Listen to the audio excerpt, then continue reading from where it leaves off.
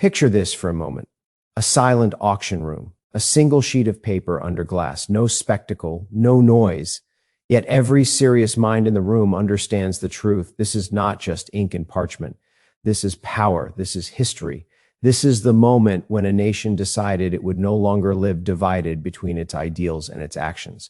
What happens when words written more than a century ago suddenly become the most contested prize in the modern world? Not because they are old, but because they still matter. Tonight, a record is shattered, but what's really happening is far bigger than a sale. It's a reckoning with the past, a challenge to the present, and a message to the future. Because when history re-enters the spotlight at this scale, it's never accidental. Stay with me, because what you're about to hear isn't just about documents, it's about destiny. History is not preserved by accident. It survives because at critical moments, someone decides that the past deserves protection in the present. This is one of those moments, a moment when documents that once reshaped a nation were recognized not as relics, but as living proof of moral courage and institutional resolve. When original Emancipation-era records change hands in a record-breaking sale, it signals something far deeper than market demand. It signals responsibility. These documents were written at a time when the future of the nation was uncertain and deeply contested.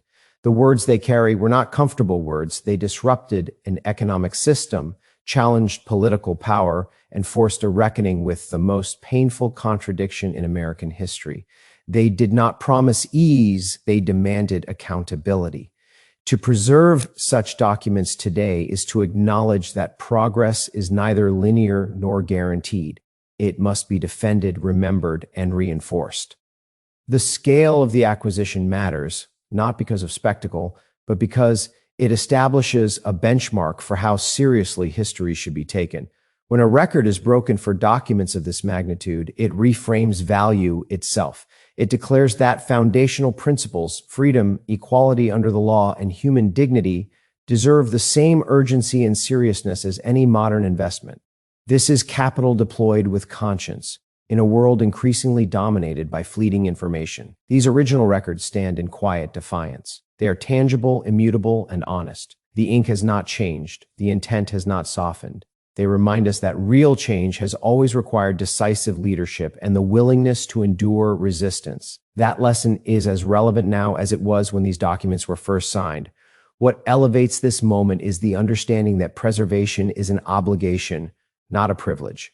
These records do not belong to a single era or individual. They belong to the national memory. When safeguarded properly and made accessible, they educate without commentary and inspire without distortion. They allow future generations to confront history directly, without filters or reinterpretation.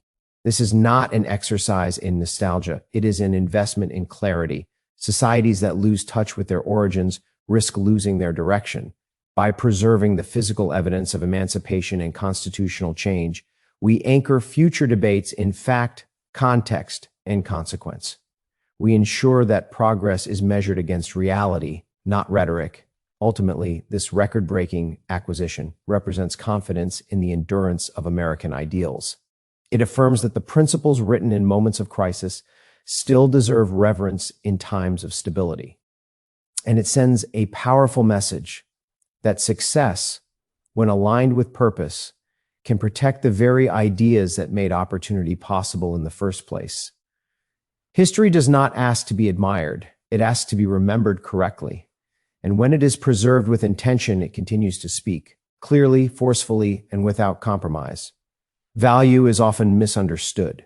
Too frequently, it is reduced to a number on a screen or a figure attached to a transaction. But real value, the kind that endures, reveals itself when people are willing to set new standards, not because they have to, but because they understand what truly matters. A record-breaking valuation of Emancipation-era documents is not an indulgence. It is a declaration. When a historic benchmark is surpassed, it forces a recalibration. It asks society to reconsider what it prizes and why. These documents did not command unprecedented figures because they are rare alone. They commanded them because they represent irreversible change. They are proof that words, when backed by conviction and law, can dismantle systems that once seemed permanent. That kind of impact cannot be discounted, and it should not be undervalued. Markets, at their best, are reflections of collective judgment. When the market assigns extraordinary value to foundational documents, it is acknowledging that some assets sit above volatility, trends, and cycles. They exist in a different category altogether. They are not speculative. They are definitive. The valuation becomes a signal that history, when authentic, original, and intact, carries weight that compounds over time. This moment matters because it challenges the notion that financial success and moral significance occupy separate spheres. They do not. Capital, when deployed with intention, has the power to elevate what endures over what merely entertains, setting a new record for documents. Tied to emancipation reframes wealth as a tool for preservation rather than excess. It establishes that the highest use of resources is not consumption, but conservation of meaning. There is also discipline in this valuation. It reflects careful judgment, not impulse. These are assets that will never be recreated, never diluted, never replaced. Their relevance does not expire.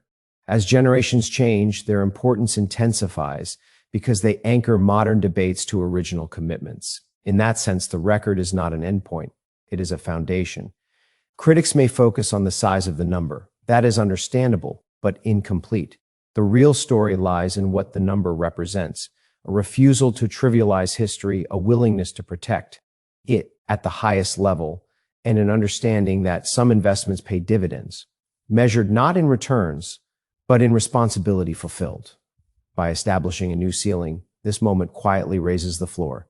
It tells institutions, collectors, and the public alike that these documents are not optional footnotes. They are central texts. It ensures that they will be treated with the seriousness they deserve, preserved with rigor and shared with intention. In the end, unmatched valuation is not about excess. It is about alignment. It is what happens when resources meet purpose, when conviction meets capability, and when history is valued not for nostalgia, but for its authority. Records are meant to be broken when they reflect progress, and this one does exactly that.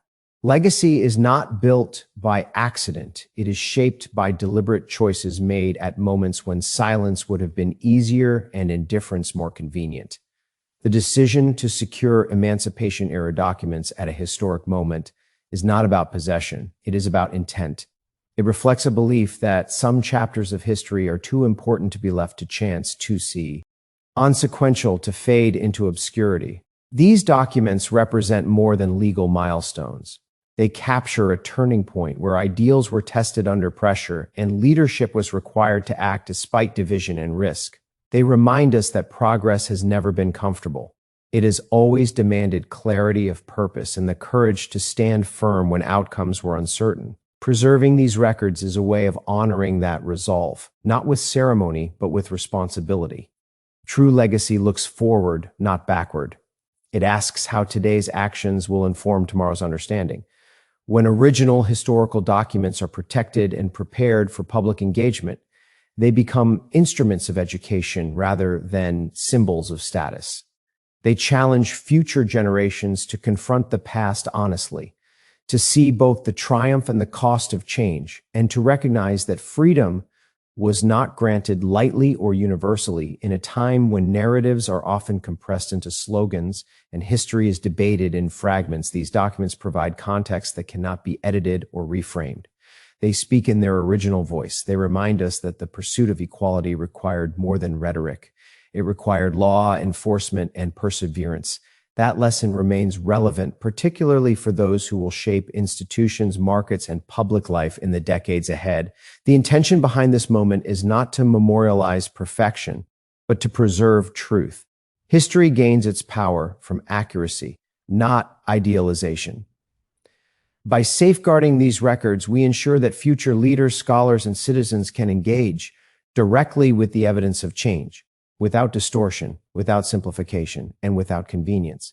There is also an aspirational dimension to this act. It signals confidence in the capacity of the next generation to learn from complexity rather than avoid it.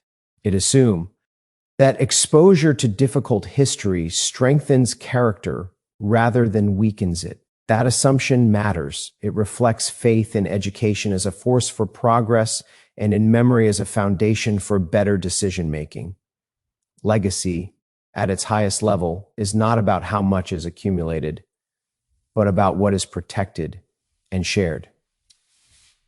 These documents will outlast any individual, any institution, any era of economic success. Their preservation ensures that the principles they represent remain visible and relevant long after contemporary debates have moved on.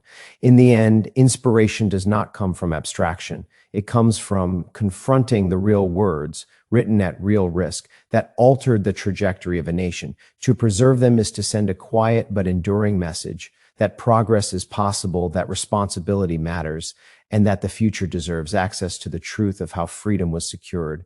Preservation without access is incomplete. History does not fulfill its purpose when it is locked away, unseen and untouched. Its true power is realized when it is shared, when people can stand before original records and understand that the freedoms they inherit were written into existence by real decisions made under real pressure. That understanding changes perspective. It deepens responsibility.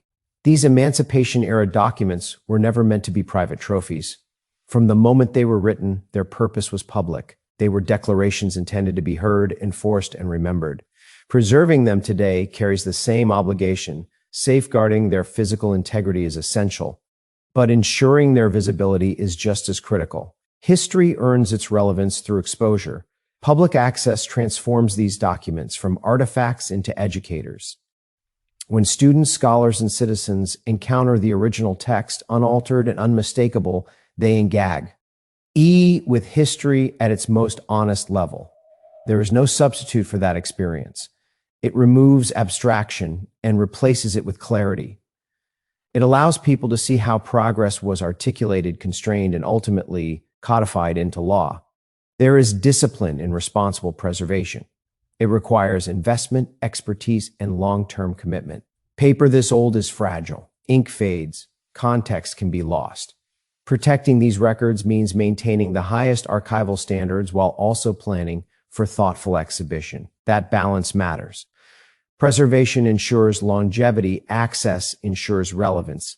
One without the other fails the mission. In a world increasingly shaped by digital summaries and second-hand interpretations, original documents anchor truth. They resist distortion.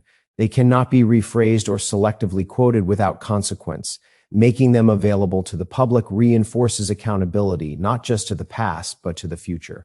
It sets a standard that history should be encountered directly, not filtered through convenience. There is also a broader signal embedded in this commitment to access.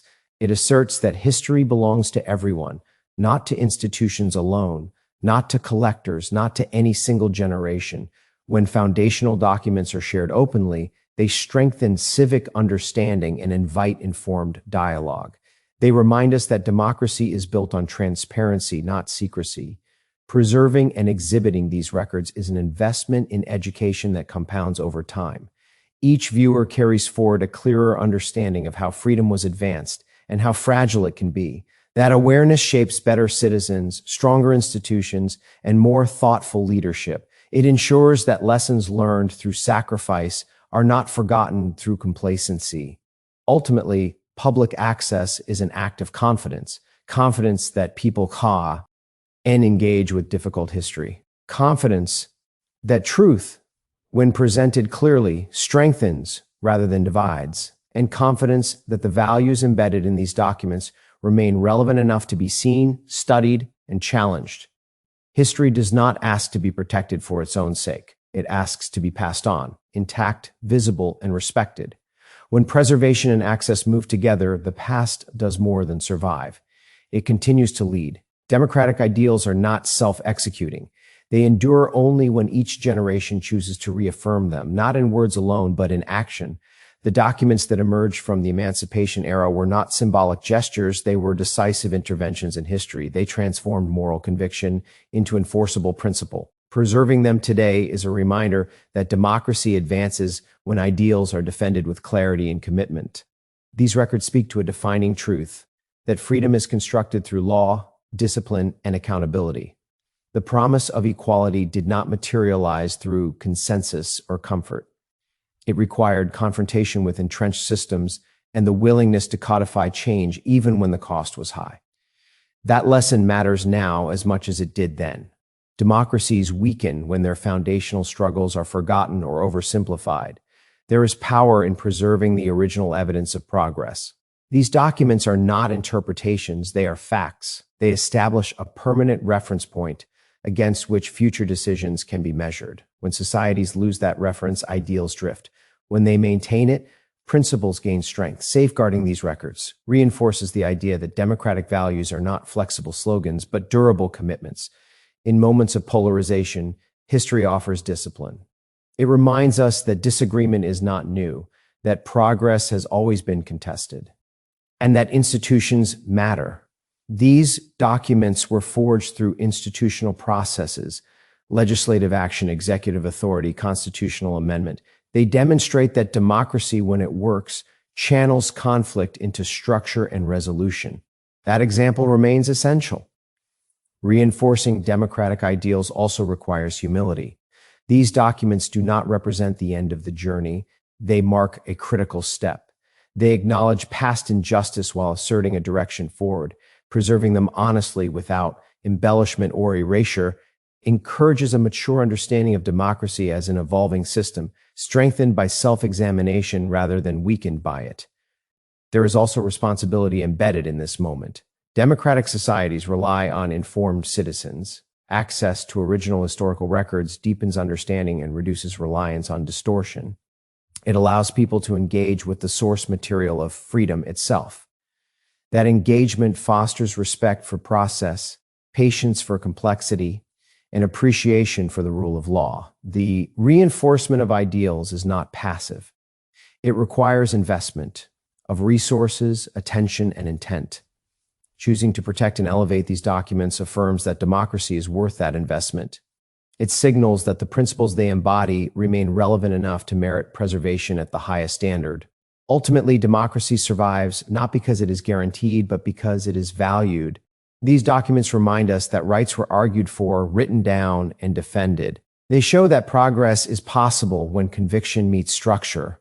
By preserving them, we do more than honor history. We reinforce the framework that allows liberty to persist. Democratic ideals do not ask for admiration. They ask for stewardship. And when that stewardship is exercised with seriousness and foresight, the past becomes more than it becomes guidance. So this is not where the story ends. It's where responsibility begins. Long after the numbers are forgotten, long after headlines move on, these words will remain unchanged, uncompromising, waiting for the next generation to decide what they will do with the freedom they inherited but did not earn. History does not reward those who merely admire it. It remembers those who protect it, confront it, and carry it forward with intention. Because when the most powerful ideas ever written are preserved at the highest level, they don't fade into the past. They rise into the future. And the real question isn't who secured these documents. The real question is this: will we live up to them?